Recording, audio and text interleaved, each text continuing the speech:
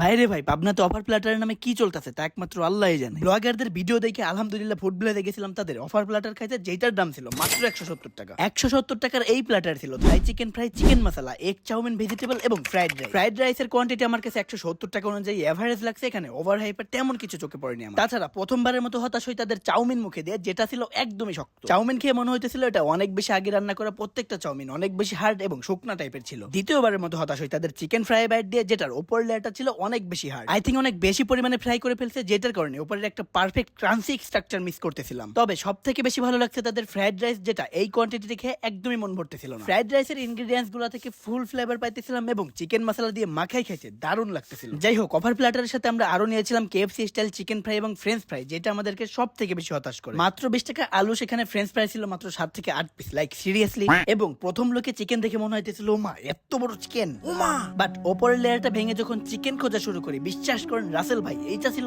একদম আনএক্সপেক্টেড। ওপর দিয়ে যত ভাঙতেছিলাম শুধু আটা এন্ড কর্নফ্লাওয়ার বের হইতেছিল, চিকেন পাইতে খুবই কষ্ট করতে হচ্ছিল। 100 টাকা প্রাইস অনুযায়ী ভেতরে 30 টাকার চিকেনও ছিল না, যেটা আমরা শুধু ভেঙে ভেঙে রেখে দিয়েছিলাম। যাই হোক, প্রথমবারের মতো আলহামদুলিল্লাহ ফুড ব্লেজে গেছিলাম। আশা করি ওনাদের সার্ভিস ছিল শুধুমাত্র আমার সাথে। যাই হোক, আজকের ভিডিওটা এই পর্যন্তই। এবং ফুড ব্লেজের লোকেশন পাবনা নিউ মার্কেটের সামনে, হাজি মার্কেটের দ্বিতীয় তলা।